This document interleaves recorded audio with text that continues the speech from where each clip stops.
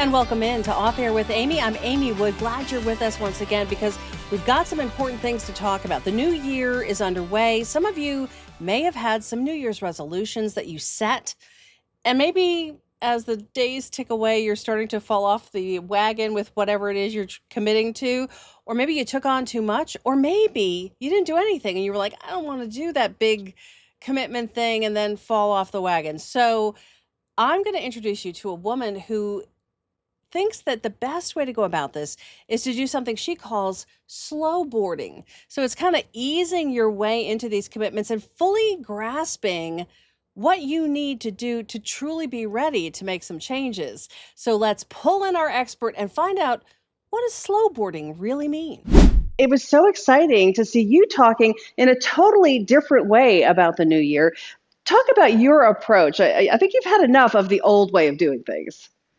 I absolutely have. And my approach to the new year is something that I call slow boarding, because Nice. this is the time of year where we are feeling the pressure to produce and to set measurable goals and to be productive.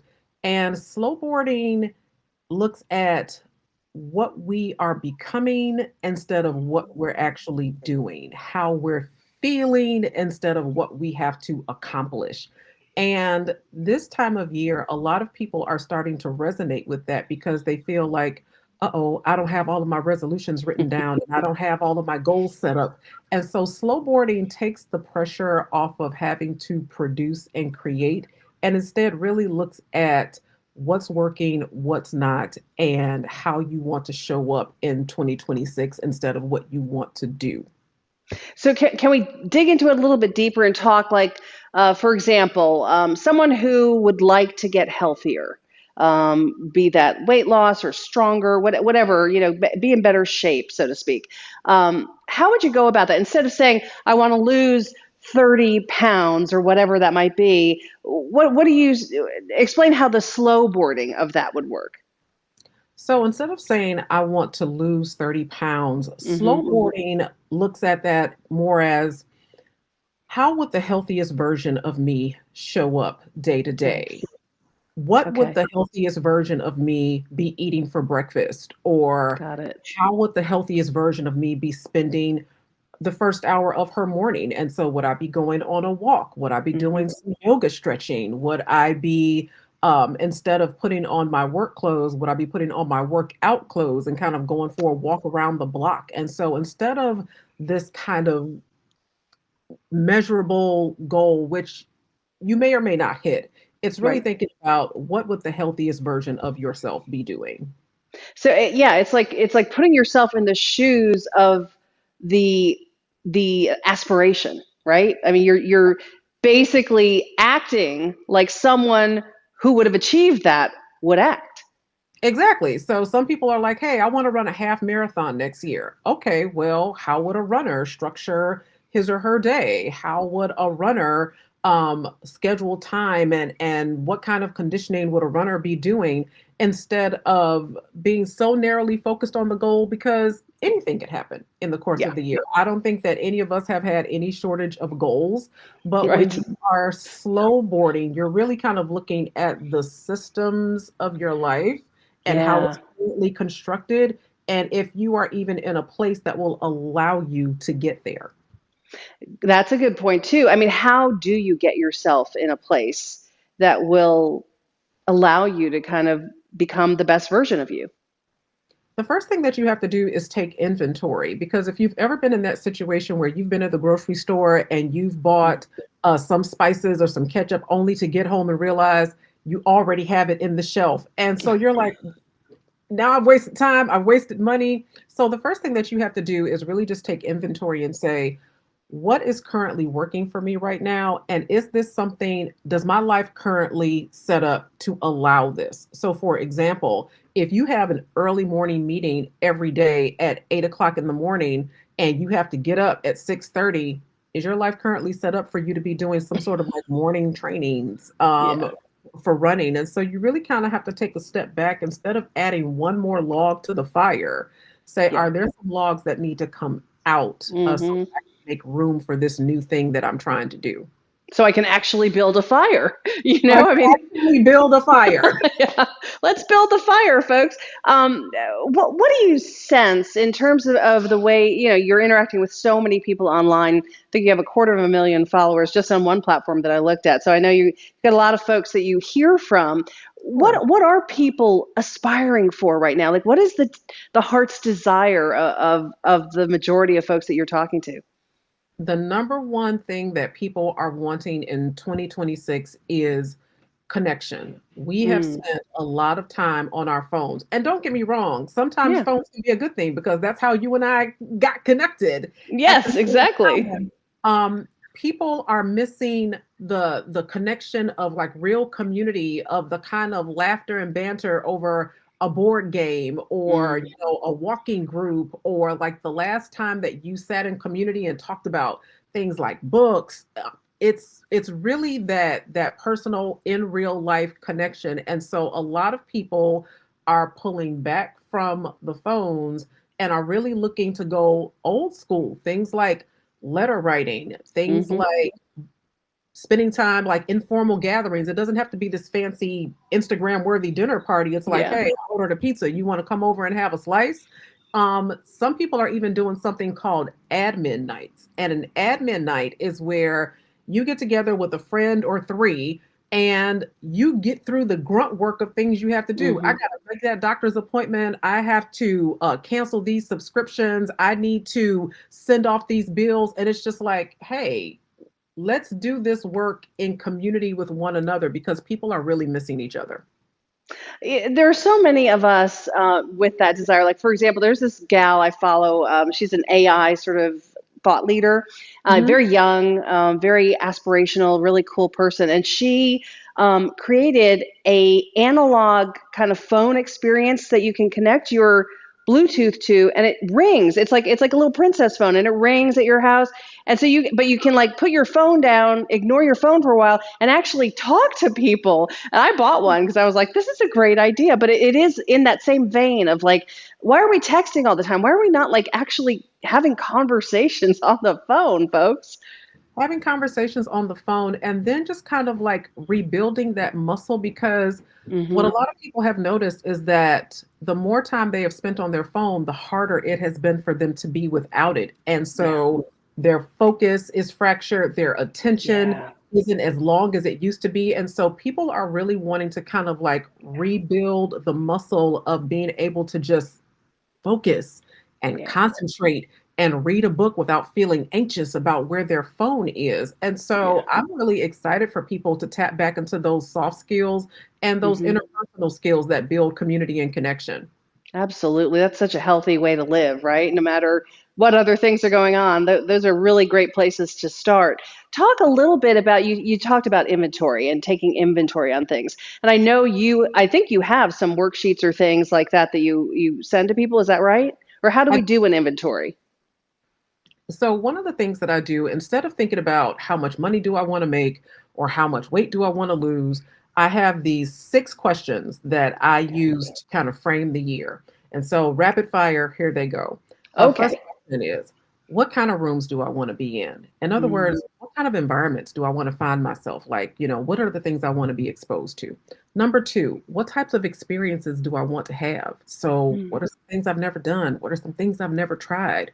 What conversations do I want to be having? Because catching up with your friends is cool, but are there some bigger conversations and dialogues that I would like to be having?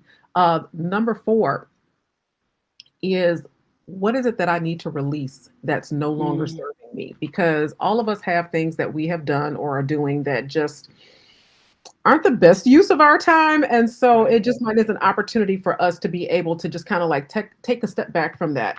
Um, Number five, what connections would I like to be making? In other words, who do I want to be in community with this year? Mm. And do I want to expand my circles? So, for example, I have never been skiing. Never have I ever been on a pair of skis. And I'm like, I need to be connecting with people who have actually done that. Done So that. I don't wipe out completely my first time out, so I can kind of like get some pointers. And so, who do I want to be in connection with? And then, lastly, what ways do I want to contribute? And so, what Mhm. are the things that I'm really good at and some gaps that I can fill? We have a literacy crisis in our country. Do I Oh, want to try yeah. to help some kids, you know, spark an interest and an excitement for books the way that we used to have back in the scholastic book fair days? And so, Yes. I think those types of questions help us think about, like, okay, if these are the rooms I want to be in and these are the connections that I want to be making, what is happening in my life right now that allows that or doesn't Mhm. allow for that? And how do Important. I make space for it? Yeah, that is so important. Wow. It puts things in perspective, doesn't it? It's a different look at it. And it's easy, right, to make lists of I'm going to lose 20 pounds and I'm going to do this and that. This is harder work, isn't it? It's deeper work. It is deeper Yes. work. And you know what I like about it is that sometimes I think that we set ourselves up to kind of chase this imaginary finish line. I have Sure. to do this by the time I'm 30 and I have to do that by Hmm. the time I'm 40. And those timelines come and go, and then if you don't get there, what does that mean? And we beat Yeah. ourselves up for not getting there. And then here's the worst part, Amy. Sometimes we actually get there. And you know Yeah. what happens? We are happy for like 5 minutes. And then we're like, Mm. yeah, exactly. Yeah. Exactly. Yeah, Moving right along. and we create another goal to chase, or we move the goalpost back. These questions go deeper than that. Instead of, Sure. here's a box that I need to be checking, it's like, here's an experience that I would like to be having. I love that. There is pressure too, right? Because everybody's posting their word of the year and their goal of the day and month and Mhm. week and whatever. And so there is a lot of that happening publicly that we're Yeah, seeing trickle by in the feed. So this is like taking a sort of a much more, it's deeper, but it's also a more relaxed, low key, do the work in quiet kind of thing too, isn't it? do the work in quiet, because I'm a classroom professor, and one thing that I have learned is that every student has a different learning style. Mm, So you have to have options. And so some people are visual learners. They need to look at it and they can see it, they can get it. Some of them, they need to hear it. They need it on mm, repeat. They need to be able to kind of like process it. Some students, they need to do it. Like, I need to get my hands in it and yeah. and just kind of really plow in. And so for the people who are the planners and they've got the calendar and the Q1, that's great. That is one way of approaching it. And if that works for you, stick with that. But if it doesn't, if you're like me, because I'm going to be honest, Amy, I have bought planners, Oh, expensive yeah. planners, leather bound planners with my initials on them. And Mm. after about 3 weeks, basically an expensive notebook, because my brain just doesn't work like that. And so I Yeah. think this creates another lane for people to be able to approach the year and it still be meaningful. Even your year can still be meaningful, even if it's Mhm. not measurable, Got it. because that doesn't work for everybody. And it doesn't have to be a one size fit all approach to the year. And I think this just creates another lane for people who want to have a more experiential year where everything isn't so prescriptive and measured, and really just kind of enjoy the journey and the pathway and the process. Well, we appreciate your insight so much because I think there are so many different kinds of people, just like you talked about students learning different ways. We all approach these things different ways. And I love that you carved out another lane for those of us who just the straight list of goals just isn't getting it done, isn't Isn't working. getting it done. And No. so, slow and steady can actually win the race. You can start in a slower pace and Hmm. still end up exactly where you're supposed to be. So I hope this helps you to find a path forward as you hit 2026 and decide what exactly you want to work on and how you want to be better in this new year. It's always fun to kind of push yourself to new levels, and I love to do that myself, and I'm sure many of you do as well. When we come back today, the hunger situation in the upstate. In the winter, it gets worse. Stay with us. We talk a lot about hunger at the holidays. We had so many drives going on at Thanksgiving and Christmas, but a lot of us forget about the need this time of the year. The winter days are long and cold, and people are hungry all across our area. But nobody knows that better than someone running one of the biggest food pantries in the entire state. Right. So we have with us Erin Rowe, who is with the Harvest Hope Food Bank. And you guys are doing incredible work, Erin, trying to feed our community and serve the community. Talk a little bit about the need this time of the year.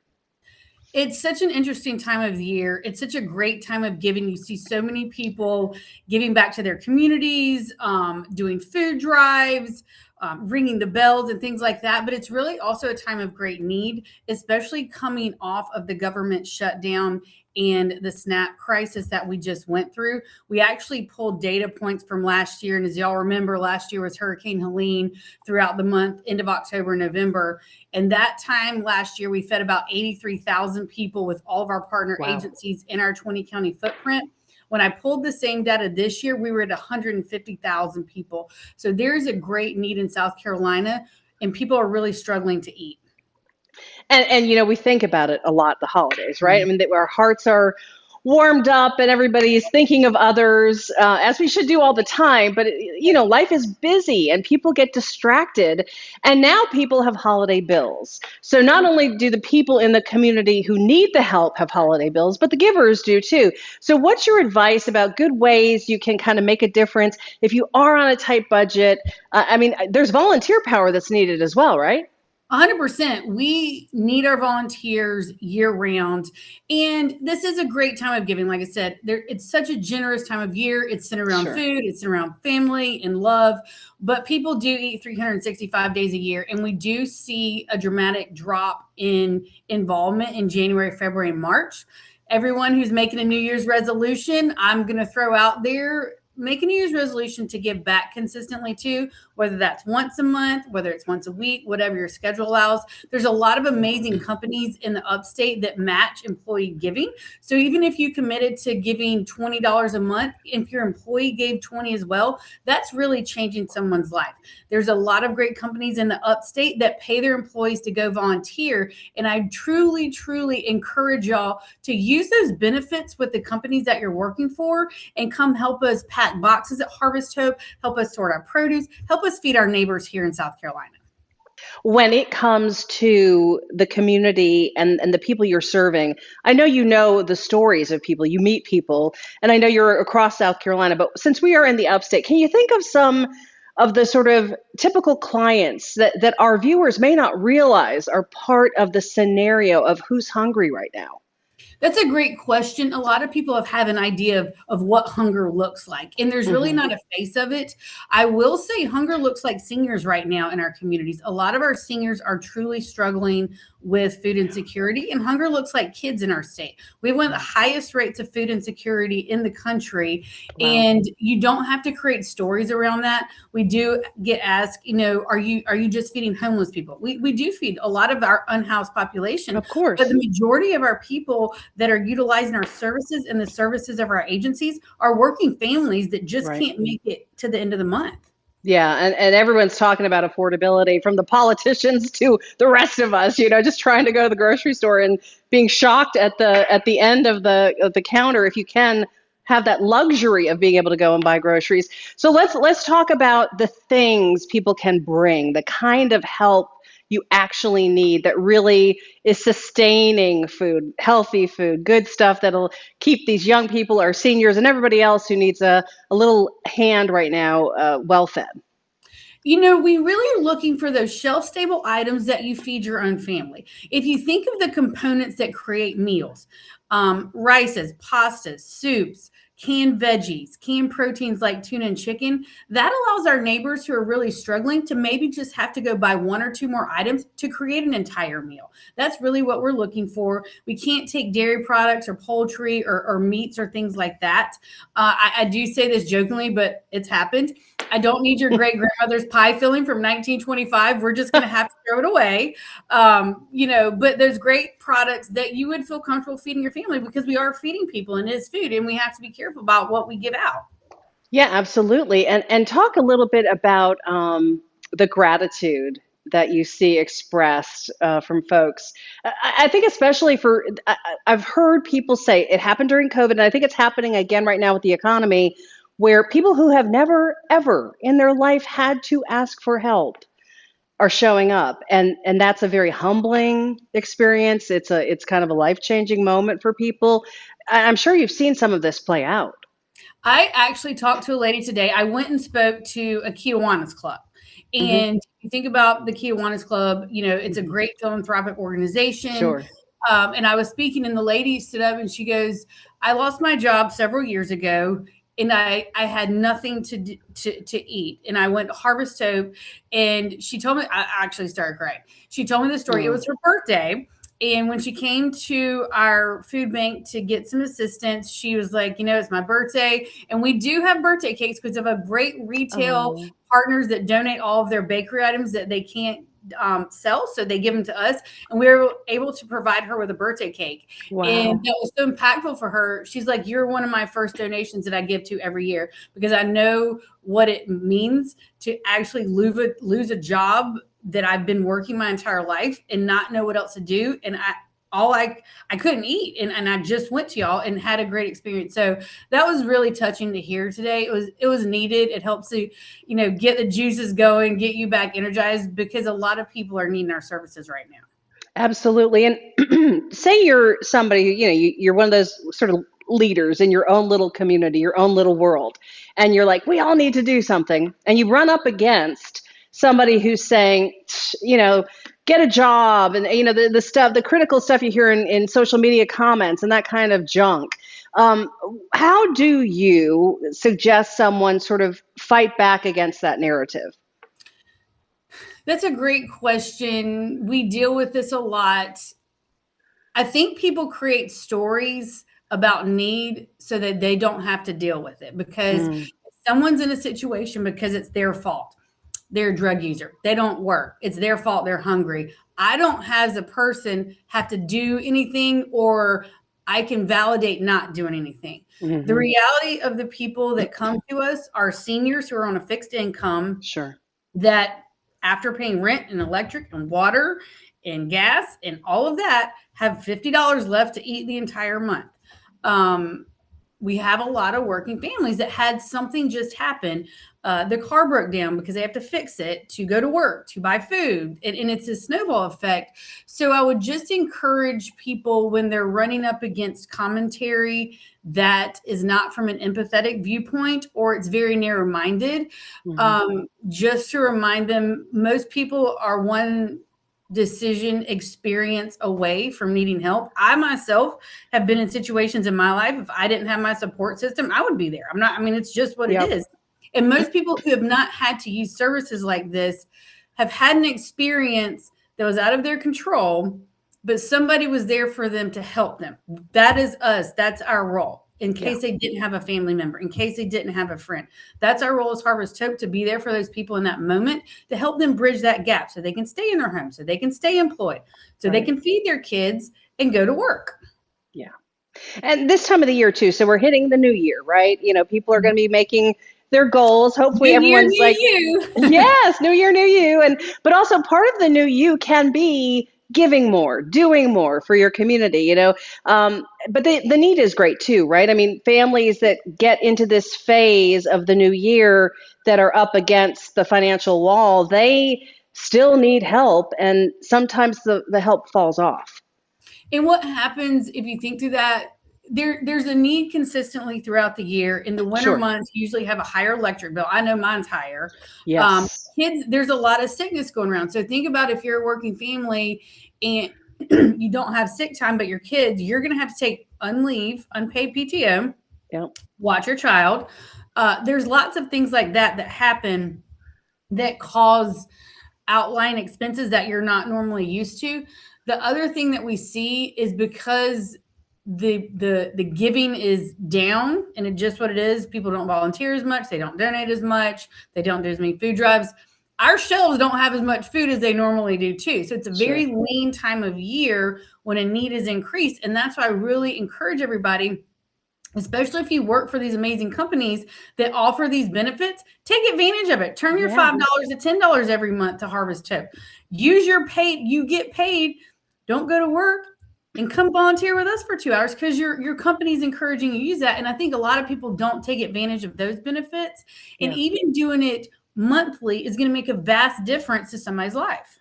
And all you bored retirees, because I know you're out there, Love y'all them. head on down there. Come on down, because there's a lot of good places to go and help out in the community. Erin, I remember watching you during the SNAP benefit crisis during the news conferences, and you were so good at explaining the need. And so when I thought about doing something like this, I was like, we have to talk to you because it really is, like you say, it's all year long. It is. And I love this time of year in the giving aspect. Mm-hmm. But I just like to gently remind people that people still eat in January and they're still need in January. And don't just put your empathy on a shelf until next November, but let's make it a year-round commitment and New Year's resolution to really change somebody's life. Yeah, absolutely. Thank you so much. Thank you very much for having me. I appreciate it. Thanks for watching this week, and I'll see you soon.